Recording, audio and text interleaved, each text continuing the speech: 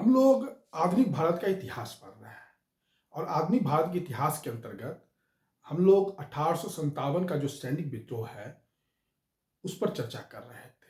1857 के विद्रोह के बहुत सारे पहलुओं पर हम लोगों ने चर्चा कर लिया है। सैनिक विद्रोह के पर आज हम जो है 1857 विद्रोह पर कुछ क्वेश्चंस के रूप में आपको डिस्कस करेंगे, क्वेश्चंस आंसर्स के रूप में, और जो कि परीक्षाओं में प्रायः पूछा जाता है। उसी को ध्यान में रख के ये वीडियो लास्ट वीडियो है 1857 का। जैसे कि मैंने आपको एक चीज बताया था कि हडसन याद ही होगा, जिसने मुगल बादशाह बहादुर शाह जफर को गिरफ्तार किया था। अंग्रेज सेनापति हडसन, जिसने बहादुर शाह जफर को गिरफ्तार किया था हुमायूं के मकबरे के पास से। तो मैंने ये भी बताया था कि बहादुर शाह के 3 जो है वंशज को इसने हडसन ने गोली मार दिया था। तो उसमें 3 में 2 जो थे पुत्र थे और एक जो थे वो थे पोता था। 2 पुत्र था और 1 पोता था। और ये लाल किला के पास गोली मारा था हुमायूं को, बहादुर शाह जफर को हडसन ने हुमायूं के मकबरा से गिरफ्तार किया था, लेकिन जो गोली मारा था 2 पुत्र और 1 पोता को, उसको लाल किला के पास से मारा था। 2 पुत्र का नाम है मिर्जा मुगल है और मिर्जा खिज्र सुल्तान है। मिर्जा खिज्र सुल्तान है, ये दोनों पुत्र थे, मिर्जा मुगल और मिर्जा खिज्र सुल्तान। और पोता का नाम था मिर्जा अबू बकर।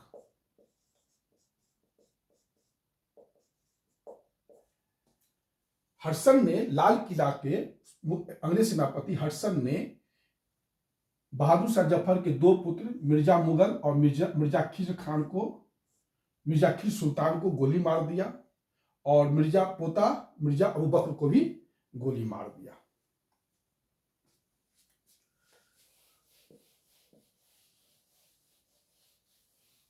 यह थोड़ा सा डिस्कस मैंने कर दिया। उसके बाद है वीडी सावरकर।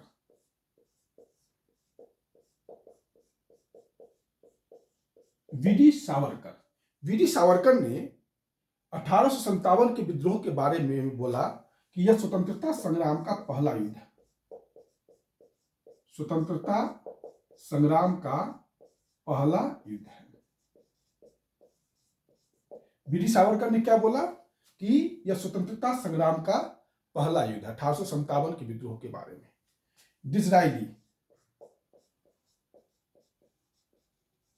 डिज़रायली बोलते हैं यह एक राष्ट्रीय विद्रोह था। 1857 का विद्रोह जो डिज़रायली है वो बोलते हैं कि एक अंग्रेज चिंतक है, अंग्रेज है ये, वो बोलते हैं कि यह राष्ट्रीय विद्रोह था डिज़रायली। ठीक। अशोक मेहता, जिन्होंने द ग्रेट रिवेलियन नामक पुस्तक लिखा था, वो भी कहते हैं कि यह राष्ट्रीय स्वरूप का था। डॉक्टर ईश्वरी प्रसाद इसको स्वतंत्रता संग्राम मानते हैं। 1857 विद्रोह को क्या कहते हैं? स्वतंत्रता संग्राम मानते हैं।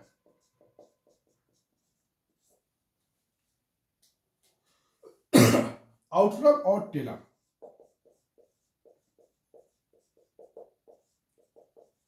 1857 विद्रोह को हिंदू मुस्लिम षड्यंत्र बोलते हैं। आउटरम और टेलर क्या बोलते हैं कि 1857 विद्रोह को हिंदू मुस्लिम षड्यंत्र बोलते हैं। आउटरम और टेलर। टी.आर. होम्स क्या बोलते हैं? सभ्यता और बर्बरता के बीच संघर्ष। टी.आर. होम्स क्या बोलते हैं? सभ्यता और बर्बरता के बीच संघर्ष।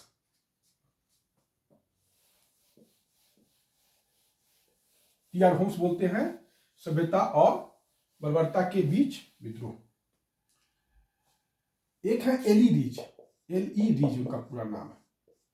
वो बोलते हैं कि यह ईसाइयों के विरुद्ध मुस्लिम कट्टरपंथी का हिंदू ईसाइयों के विरुद्ध कट्टरपंथी का विद्रोह था। कट्टरपंथी का विद्रोह था, भारतीय कट्टरपंथी का। एली रीज बोलते हैं कि यह जो है ईसाइयों के विरुद्ध भारतीय कट्टरपंथियों का विरोध था। भारतीय कट्टरपंथी क्या कहने का अर्थ है यहाँ पर हिंदू और मुस्लिम दोनों। ये बात एली रीज बोलते हैं। सर जॉन लॉरेंस और सीले बोलते हैं, सर जॉन लॉरेंस हैं और सीले हैं 1857 को सिपाही विद्रोह बोलते हैं। 1857 को क्या बोलते हैं? सिपाही विद्रोह बोलते हैं। तो यही सब है थोड़ा सा 1857 विद्रोह के बारे में। लॉरेंस और सीले सिपाही विद्रोह बोलते हैं। उसके बाद एली रीज है ईसाइयों के विरुद्ध जो है विद्रोह है कट्टरपंथियों का। टी.आर. होम्स है सभ्यता और बर्बरता के बीच संघर्ष है। आउट्रम और टेलर हिंदू मुस्लिम षड्यंत्र मानते हैं, डिजरायली राष्ट्रीय विद्रोह मानते हैं। डॉक्टर ईश्वरी प्रसाद भी इसको एक स्वतंत्रता संग्राम मानते हैं। वीर सावरकर भी स्वतंत्रता संग्राम का प्रथम युद्ध कहते हैं। अशोक मेहता भी इसको राष्ट्रीय स्वरूप कहते हैं। तो यही सब है आपको राष्ट्रीय विद्रोह के बारे में, 1857 विद्रोह के बारे में। अब थोड़ा मत देख लीजिए। सुरेंद्र नाथ सेन, सुरेंद्र नाथ सेन उनका शॉर्ट नाम है SN सेन। सुरेंद्र नाथ सेन का कहना है कि यह युद्ध 1857 का जो विद्रोह है वो धर्म के साथ शुरू हुआ, लेकिन यह बदल गया स्वतंत्रता संघर्ष में। SN सेन या सुरेंद्र नाथ सेन जो 1857 के विद्रोह के सरकारी इतिहासकार हैं, उन्होंने कहा कि जिन्होंने 1857 नामक एक पुस्तक लिखा था उसमें, और ये स्वतंत्र भारत के प्रथम सरकारी इतिहासकार थे, तो इन्होंने कहा कि यह धर्म के साथ यह 1857 का विद्रोह जरूर शुरू हुआ, लेकिन स्वतंत्रता के संघर्ष में यह बदल गया। यह किसका कहना है? SN सेन का।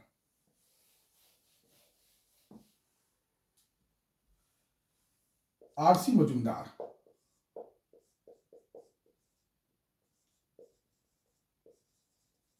न तो प्रथम न ही राष्ट्रीय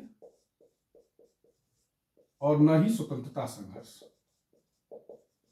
R.C. मजुमदार ने 1857 विद्रोह के बारे में बोला कि यह न तो प्रथम विद्रोह था, न ही राष्ट्रीय विद्रोह था और न ही स्वतंत्रता संघर्ष था। R.C. मजुमदार ने सबसे पहले इन्हीं को कहा गया था जब भारत स्वतंत्र हुआ कि 1857 विद्रोह के बारे में लिखी, लेकिन बाद में इन्होंने लिखने के बाद मना कर दिया सरकार को, फिर जो है SN सेन लिखे। तो यही है। अशोक मेहता 1857 विद्रोह को राष्ट्रीय स्वरूप कहते हैं और मार्क्सवादी इतिहासकार जिसमें पूर्णचंद जोशी हैं,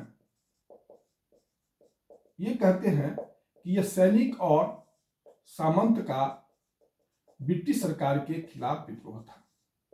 मार्क्सवादी इतिहासकार क्या कहते हैं? पूर्णचंद जोशी जैसे सैनिक और सामंत का ब्रिटिश सरकार के खिलाफ जो है यह एक विद्रोह था। तो यह हो गया आपका 1857 विद्रोह के बारे में जो कुछ मत है वो। अब 1857 विद्रोह के बारे में एक चीज मैं डिस्कस करना चाह रहा हूं, वह यह कि क्या 1857 का विद्रोह एक प्रगतिशील विद्रोह था?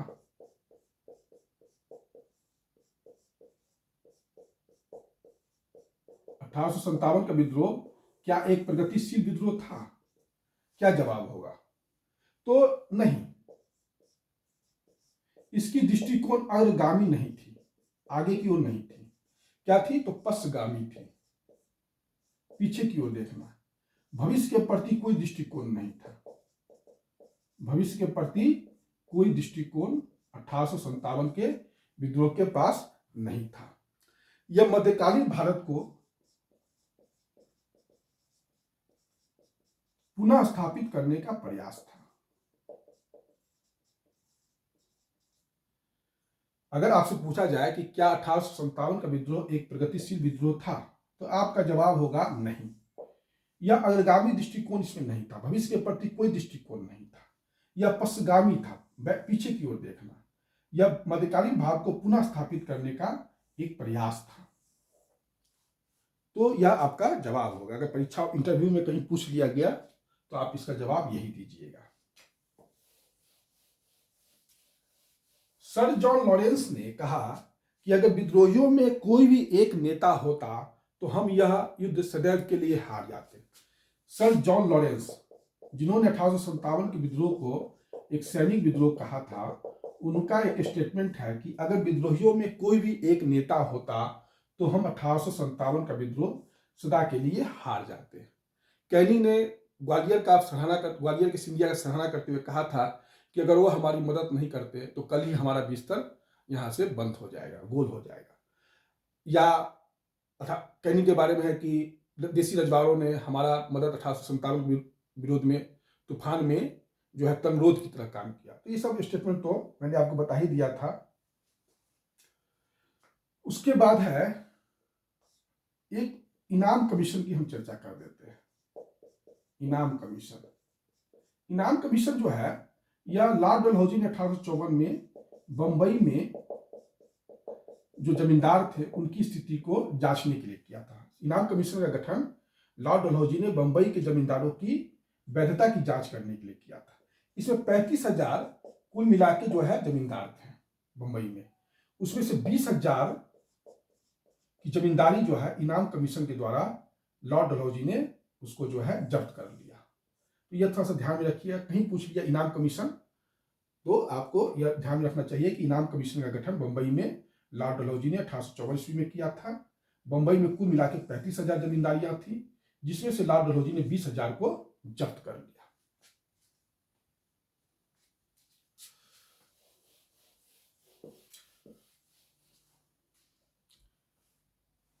1857 के विद्रोह का एक पुरातात्विक साक्ष्य मिला है। कहां से मिला है? तो 3 मार्च 2014 को भारतीय पुरातात्विक सर्वेक्षण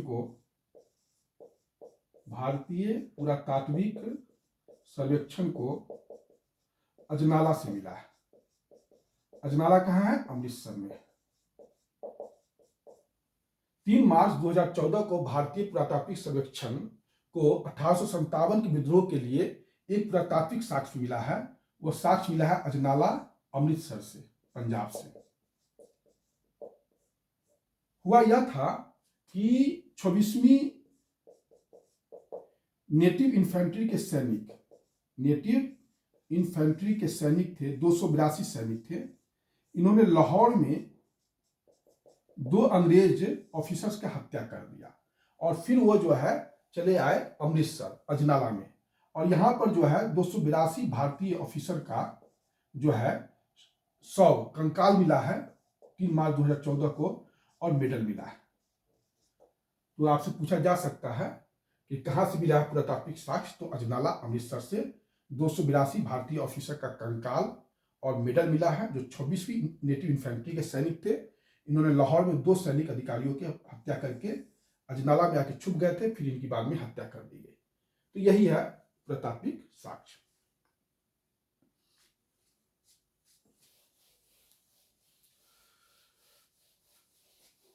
मैंने आपको बताया था हजरत महल नेपाल भाग गई थी। हजरत महल की मृत्यु जो है 1879 में हुआ था।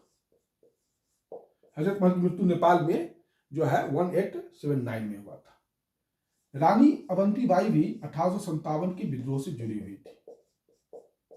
रानी अवंतीबाई ये रामगढ़ रियासत की रानी थी, और ये रामगढ़ रियासत कहाँ है? तो मध्य प्रदेश में। इसको थोड़ा सा ध्यान में रखिएगा। तात्या टोपे को भारत का गैरिबाल्डी भी कहा जाता है। भारत का गैरिबाल्डी भी कहा जाता है। तात्या टोपे को क्या कहा जाता है? भारत का गैरिबाल्डी भी कहा जाता है। तात्या टोपे कानपुर में अंग्रेजों से लड़े थे, लेकिन जो है उनको कैंपवेल जो है उनको पराजित करके भगा दिया था। कैंपवेल जो है भगा दिया था। तो कैंपवेल जब पराजित कर दिया तात्या टोपे को, तो वो चले गया रानी लक्ष्मीबाई के पास, और कालपी में रानी लक्ष्मीबाई और ये दोनों लड़े। फिर लेकिन तात्या तोपे को यहाँ से मार के भगा दिया गया, अंग्रेजों ने भगा दिया। फिर बाद की कहानी तो आपको शायद सबकी पता ही है, इसलिए चर्चा करने की कोई जरूरत नहीं। 1857 के विद्रोह को भारतीय इतिहासकार स्वतंत्रता संघर्ष के रूप में देखते हैं, लेकिन ब्रिटिश इतिहासकार उनको कैसे देखते हैं? तो उसको देखते हैं कि नहीं, यह प्रथम विद्रोह था, उसको सैनिक विद्रोह के रूप में नहीं देखते हैं। तो यही जो है 1857 के विद्रोह के संबंध में कुछ ऐसे से पहलू थे जो मैं चर्चा कर दिया। इससे आपको कुछ क्वेश्चंस परीक्षा में पूछ ही लिए जाते हैं। इसी के साथ 1857 का विद्रोह समाप्त होता है। अब हम नए टॉपिक के साथ नेक्स्ट वीडियो में प्रस्तुत होंगे। धन्यवाद।